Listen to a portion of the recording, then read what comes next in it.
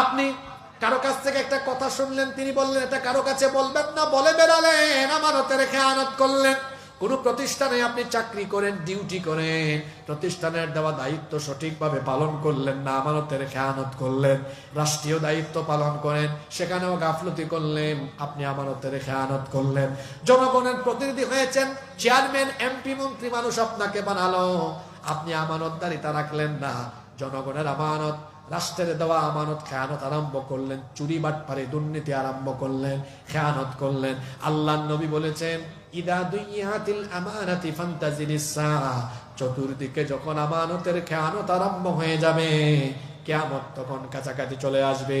এজন্য আমানতের খেয়ানত করা যাবে না। অনেক এলাকায় আছে, অনেক মানুষ সালিশ বিচার করে, গ্রামে গঞ্জে সালিশ বিচার আপনাদের এলাকায় হয়তো হয়, সেখানে মানুষ কিছু টাকা আমানত রাখে। অনেক মানুষ আছে কোনো কাজ কাম করে না, ব্যবসা করে না, চাকরি করে না, এলাকায় এলাকায় খালি মানুষের বিচার করে, ঘুষ খায় একদিকে, অন্যদিকে আমানতের টাকা থাকলে আমানতের টাকা মাইরা খাইয়া ফেলে। আছে না নাই? আমানতের খেয়ানত মুনাফিকের আলামত। নাম্বার 9, মুনাফিকের 9 নম্বর খাসলত হলো, মুনাফিকেরা হয় কুরআন সুন্নাহ বিরোধী, এরা কোরআনের আইন চায় না। এই স্বভাবটা ভালো করে মিলায় নেন। মুনাফিকরা আল্লাহর আইনের বিরোধী হয়, এরা আল্লাহর আইন দিয়ে মসজিদ চলুক এটা চাইবে, কিন্তু সমাজ রাষ্ট্র পরিচালনা হোক এটা চাইবে না। এই যে আপনাদের রুজমন পাড়া এলাকায় মসজিদে যদি হুজুর জুমার দিনে বয়ান করেন, তিনি যদি বলেন, সম্মানিত মুসল্লিবৃন্দ, আমাদের এই এলাকা, আমাদের এই মসজিদ কোরআনের আইন দিয়ে চলুক, এই মসজিদটা আল্লাহর আইনে চলুক, আমরা চাই কি চাই না? সবার আগে সভাপতি হাত তুলবে, হুজুর আমি একমত। সেক্রেটারি, ক্যাশিয়ার সব মুসল্লি বলবে, হুজুর আমরা একমত, সবাই আমরা রাজি আছি।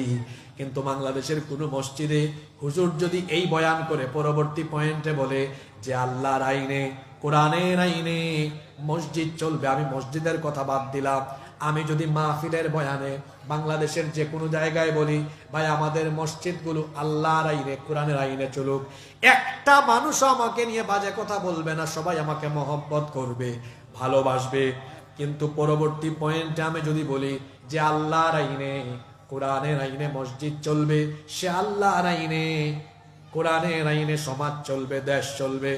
আয়োজন যারা করেছে, এটা আপনাদের এলাকার কথা বলছি না, অনেক এলাকা এমন আছে, আয়োজন যারা করবে, মাহফিলের সভাপতি, সেক্রেটারি, ক্যাশিয়ার কিংবা এলাকার বহু মানুষ বলবে, কোত্থেকে হুজুর এক না আনছো, হুজুর কথার মধ্যে রাজনীতি ঢুকায় দিয়েছে।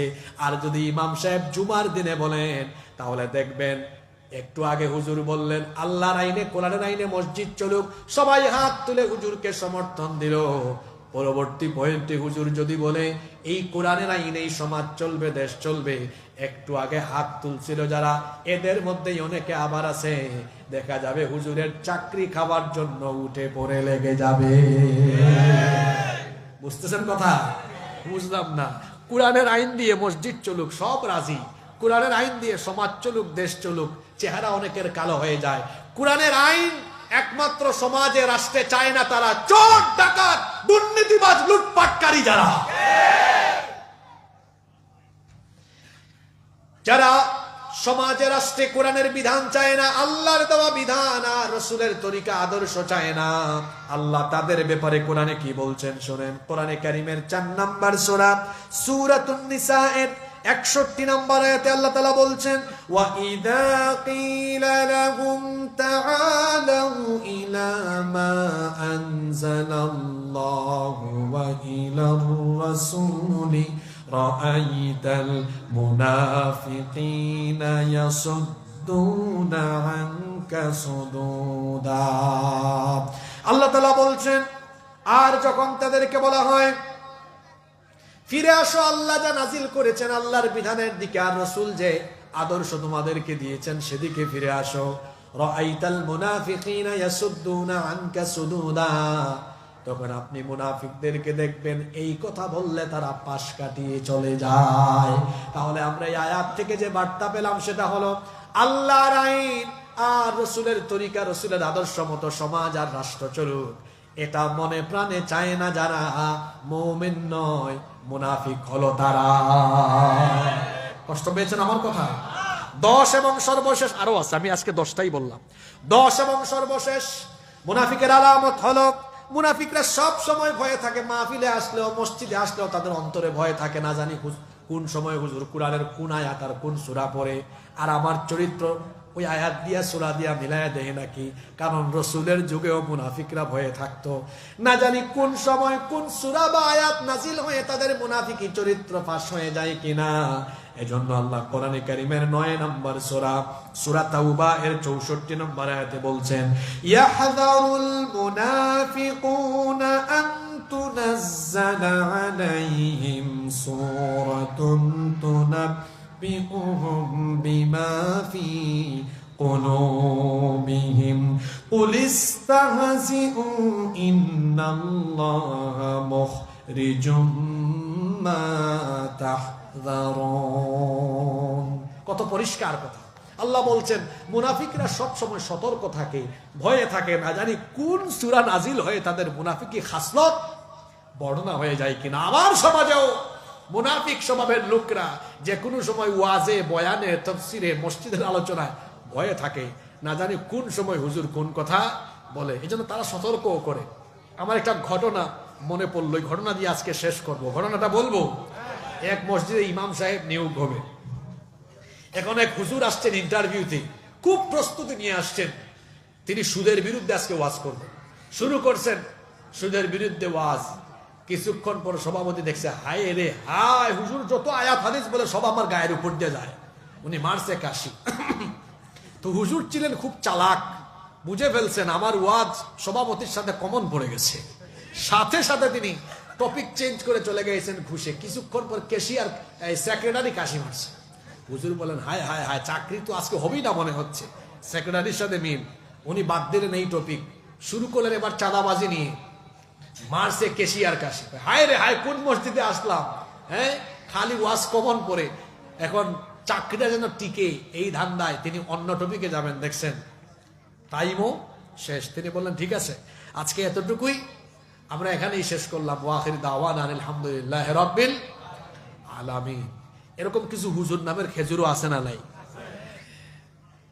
যারা 5-6 হাজার টাকা, 8-10 হাজার টাকা ইমামতির জন্য মসজিদে হক কথা বলতে পারে না, পাপাচারী, দুরাচারী, ফাসেক, ফুজ্জার, মুনাফিকদের ভয়ে মসজিদে সত্য কথা বলে না। আমি অনুরোধ করে বলবো, ভাই আপনি অটো চালায়া, টেম্পু চালায়া, রিক্সা চালায়া ভাত খান, আপনি আরো বেশি উপার্জন করতে পারবেন। মাসে 15, 20, 30 হাজার টাকা উপার্জন করতে পারবেন। অন্তত ইমান নিয়ে বাঁচবেন যে আমি তো আমার ইমানকে ঠিক রেখেছি। আর আপনি যদি বলেন, হুজুর না, আমি তো টাকার জন্য ইমামতি করি না, দ্বীনি দায়বোধ থেকে আমি চাকরি করি, ইমামতি করি, তো দ্বীনি দায়বোধ নিয়ে, দ্বীনি অনুভূতি নিয়ে যেই ব্যক্তি মসজিদের মিম্বরে থাকবে, সে তো কোনো ফাসিক, ফুজ্জার, মুনাফিকদের পদলে হন করে কথা বলবে না, বরং তাদের রক্তচক্ষুকে উপেক্ষা করে হক কথা সাহসিকতার সাথে বলবে। আপনি রিজিকের ভয় করবেন না, রাজ্জাককে ভয় করুন, রিজিকের ব্যবস্থা হয়ে যাবে ইনশাআল্লাহ। যারা রিজিকের পেছনে ছোটে এরা উত্তম রিজিক পায় না, এরা অপমানিত হয়। যারা রাজ্জাকের হয়ে যায়, রাজ্জাক তাদের রিজিকের ব্যবস্থা করে দেন। সুবহানাল্লাহ। এজন্য সত্য কথা বলতে কখনো ভয় পাওয়া যাবে। তো মুনাফিকদের 10 নম্বর স্বভাব বলছিলাম, এরা সবসময় সতর্ক থাকে। এজন্য দেখবেন বিভিন্ন জায়গায়, আপনাদের সাতকানি এগুলো হয় না, অনেক জায়গায় আছে, যেমন বিগত বৎসরগুলোতে আমরা অনেক জায়গায় মাহফিলে গিয়েছি, দেখা যায় আসমানের উপরের ওয়াজ আর মাটির নিচের ওয়াজ। মাটির নিচের ওয়াজ কইরাও আমরা অনেক সময় শান্তি পাই নাই। হ্যাঁ, অনেক সময় ফেরাউনের ওয়াজকে অনেকে তার নিজের গায়ে টেনে নিয়ে চলেছে। অর্থাৎ তারা সব সময় ভয়ে থাকে যে কোন সময় কোন আয়াত আমার খাসলতের সাথে মিলে যায় কি না। তো মুনাফিকের তো অনেক স্বভাব কোরআন হাদিসে বর্ণিত হয়েছে, তার মধ্য থেকে আমি মাত্র 10টা খাসলত বললাম।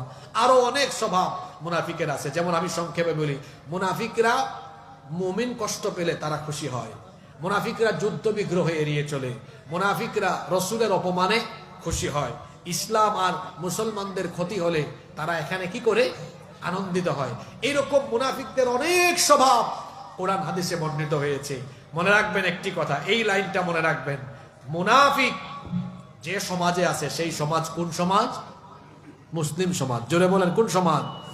মুসলমান আছে যেখানে মুনাফিক আছে সেখানে। আমরা তো মুসলমান, তাই না?